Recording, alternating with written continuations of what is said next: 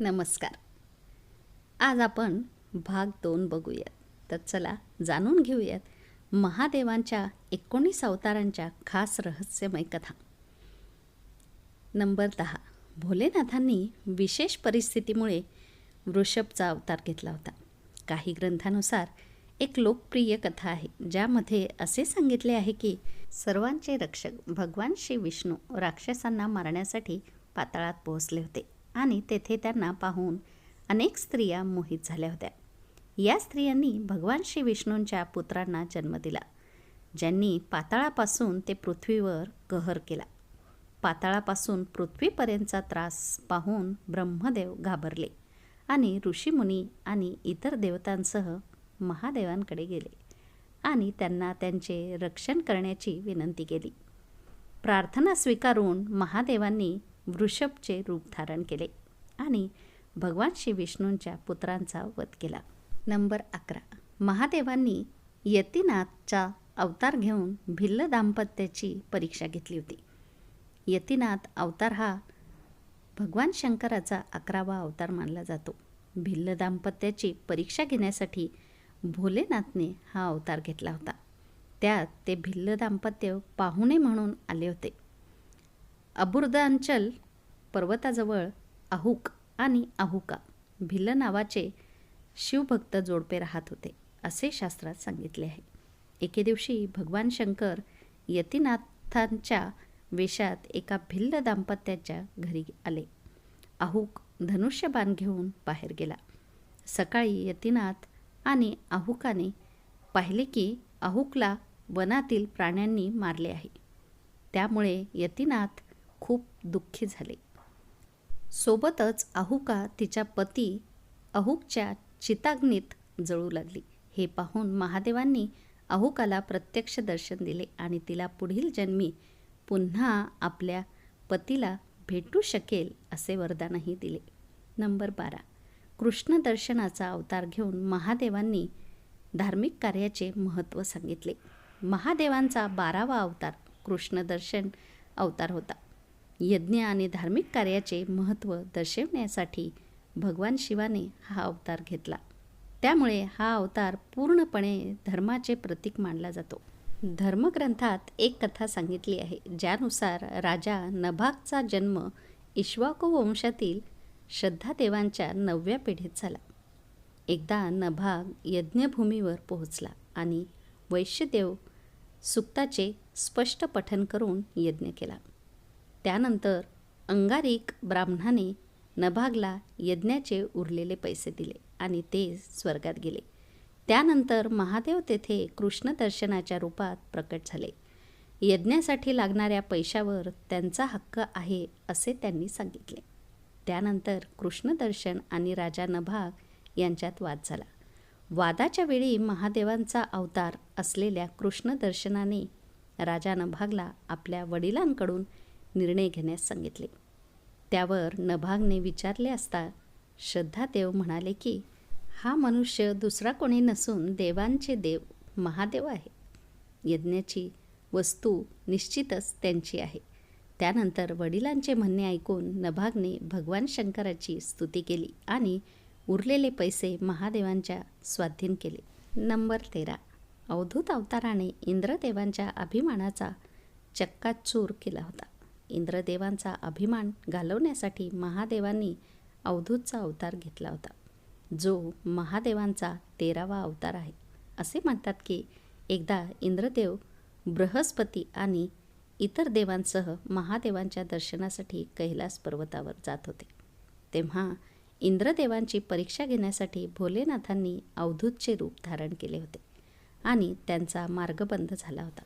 त्यानंतर इंद्रदेवांनी वारंवार अवधूतला त्यांचा परिचय विचारला. अनेक वेळा परिचय विचारूनही अवधूत गप्पच राहिला. त्यामुळे इंद्रदेव संतापले आणि त्यांनी अवधूतवर वज्र सोडण्याचा प्रयत्न करताच त्यांचा हात स्तंभित झाला. बृहस्पतीने अवधूत अवतारातील महादेवाला ओळखले आणि त्यांची यथोचित स्तुती करू लागले. यामुळे महादेव प्रसन्न झाले आणि त्यांनी इंद्रदेवांना क्षमा केली. नंबर 14. भिक्षुवर्याचा अवतार घेऊन महादेवांनी प्राणीमात्रांच्या प्राणांचे रक्षण करण्याचा संदेश दिला. भिक्षुवर्य हे महादेवांचा असा अवतार आहे की ज्यांनी भगवान भोलेनाथ जगात जन्मलेल्या प्रत्येक मानवाच्या जीवनाचे रक्षण करतात आणि त्यांचा सर्वात मोठा रक्षक आहे असा संदेश दिला आहे.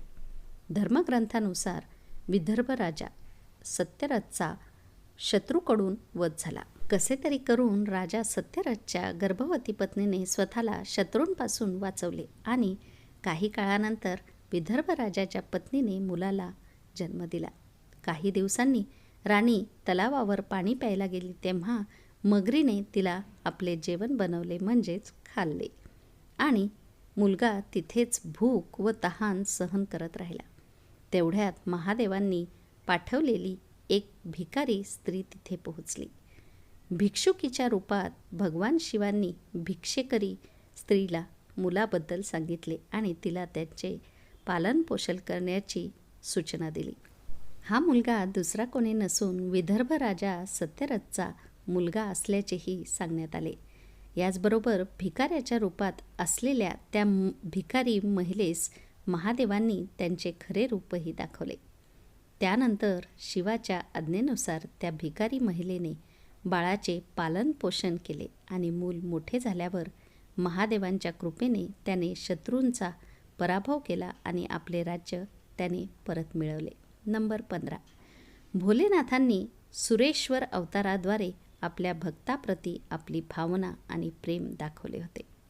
भोलेनाथांच्या सुरेश्वर अवतार हा त्यांचा 15वा अवतार आहे, जो भोलेनाथांची त्यांच्या भक्ताप्रती असलेली प्रेमभावना दर्शवितो. या अवतारात महादेव लहान मुलाच्या भक्तीवर प्रसन्न झाले आणि त्याला आपल्या परमभक्ताचा दर्जा आणि अमरत्व बहाल केले. महादेवांनी बाल उपमन्यूला आपल्या वास्तविक रूपाचे दर्शन दिले होते आणि त्याला कधीही न संपणारा असा अमर सागर दिला होता. या अवताराबद्दल एक प्रचलित कथा आहे की व्याघ्रपादचा मुलगा उपमन्यू हा आपल्या मामाच्या घरी राहत होता आणि त्याला नेहमी एक इच्छा होती, ती म्हणजे दुधाची. उपमन्यूची ही इच्छा पाहून त्याच्या आईने त्याला महादेवांच्या आश्रयाला जाण्यास सांगितले. त्यावर उपमन्यू गेला. तिथे त्याने ओम नमः शिवाय हा नाम जप केला. उपमन्यूवर प्रसन्न होऊन भगवान शंकरांनी सुरेश्वराचे रूप धारण केले आणि उपमन्यूसमोर प्रकट झाले आणि त्यांनी उपमन्यूसमोर भगवान शिवावर वेगवेगळ्या प्रकारे टीका केली. त्यावर उपमन्यू क्रोधित झाला आणि सुरेश्वराचा वध करण्यासाठी उभा राहिला. त्यामुळे भोलेनाथ प्रसन्न झाले आणि त्यांनी उपमन्यूला त्यांचे प्रत्यक्ष दर्शन दिले आणि त्यांना अमरत्व आणि परमभक्तीचे वरदान दिले. नंबर 16. महादेवांनी किरातद्वारे अर्जुनाची परीक्षा घेतली होती. किरात अवतार हा महादेवांचा अवतार आहे, ज्यामध्ये त्यांनी पांडूचा मुलगा अर्जुन यांच्या शौर्याची परीक्षा घेतली. महाभारताच्या कथेनुसार अर्जुन वनवासात गेला होता. तेव्हा अर्जुनाने भगवान शंकरांना प्रसन्न करण्यासाठी कठोर तपश्चर्या केली होती. अर्जुनाला मारण्यासाठी दुर्योधनाने मूळ नावाच्या राक्षसाला वराहाच्या रूपात पाठवले होते.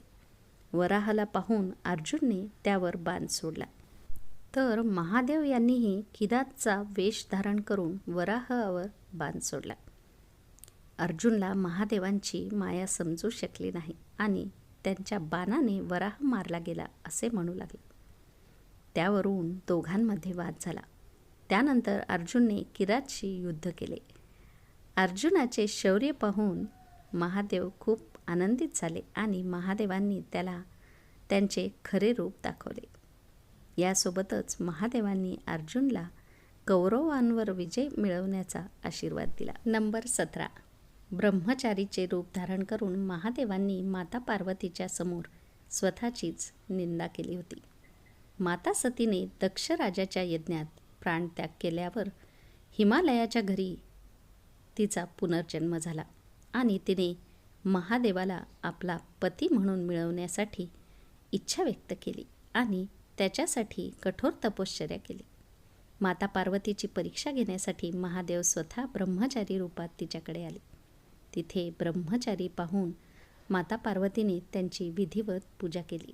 ब्रह्मचारीने माता पार्वतीला तिच्या कठोर तपश्चर्येचा उद्देश विचारला.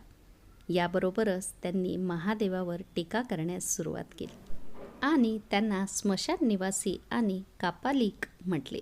हे ऐकून माता पार्वतीला खूप राग आला.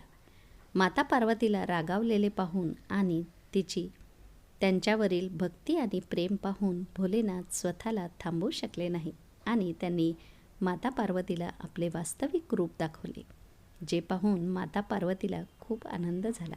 नंबर 18. महादेव सुंत नर्तकाच्या अवतारात माता पार्वतीचा हात मागण्यासाठी राजा हिमालयाकडे पोहोचले होते. हिमालयाच्या राजाची कन्या पार्वतीचा हात मागण्यासाठी महादेवांनी सुंत नर्तकाचा वेश धारण केला होता, ज्यामध्ये महादेव नटाचे रूप घेऊन हातात डमरू घेऊन हिमालयाला पोहोचले होते आणि तिथे नाचतच होते. महादेवांनी इतकं सुंदर नृत्य केलं की तिथले सर्वजण आनंदी झाले. नटराजाच्या नृत्याने हिमालयाचा राजा इतका खुश झाला की त्यांनी महादेवांना भिक्षा मागायला सांगितली. मग महादेवांनी राजा हिमालयाकडे आपली कन्या पार्वतीचा हात भिक्षेच्या रूपात मागितला. हे ऐकून हिमालय राजाला खूप राग आला. मग महादेवांनी माता पार्वतीला आपले खरे रूप दाखवले आणि तेथून निघून गेले. महादेव तिथून निघून गेल्यावर हिमालय राजा आणि मैनादेवी यांना दैवी ज्ञान प्राप्त झाले आणि त्यांनी माता पार्वतीचा हात महादेवांच्या हाती देण्याचा निर्णय घेतला. नंबर 19. यक्ष अवतार घेऊन महादेवांनी देवांचा खोटा अभिमान दूर केला होता. यक्ष अवतार महादेवांनी घेतला होता आणि हा अवतार तेव्हा घेतला होता जेव्हा भगवान शिवांना देवांचा खोटा अभिमान दूर करायचा होता. खरे तर समुद्र मंथनाच्या वेळी जेव्हा विष बाहेर पडले तेव्हा भगवान शंकरांनी जगाचा उद्धार करण्यासाठी आपल्या कंठात ते विष ठेवले होते. तेच अमृताचे कलश निघाल्यावर देवांनी ते अमृत प्यायले आणि ते अमर झाले आणि म्हणूनच ते आपण जगातील सर्वात शक्तिशाली व्यक्ती असल्याचा अभिमान वाटू लागला होता. देवांचा अभिमान मोडून काढण्यासाठी महादेवांनी यक्षाचे रूप धारण केले आणि देवांसमोर एक पेंढा ठेवला आणि त्यांना एकतर काटे काढण्यास सांगितले किंवा ते जाळून टाका किंवा ते बुडवा किंवा उडवून द्या. पण सर्व शक्ती वापरूनही देवांना तो पेंढा हलवता आला नाही. यावेळी आकाशातून आवाज आला की यक्ष अवतार हा दुसरा कोणी नसून महादेवांचा अवतार आहे. यानंतर देवतांनी महादेवांची स्तुती केली आणि त्यांच्या अपराधाबद्दल आणि अभिमानाबद्दल भोलेनाथांची क्षमा मागितली. तर मित्रांनो, तुम्हाला ही कथा कशी वाटली ते नक्कीच कमेंट करून सांगा आणि हो, लाईक आणि शेअर करायला अजिबात विसरू नका. RD स्टोरीजला सबस्क्राईब करा. पुन्हा भेटूयात उद्याच्या गोष्टीमध्ये.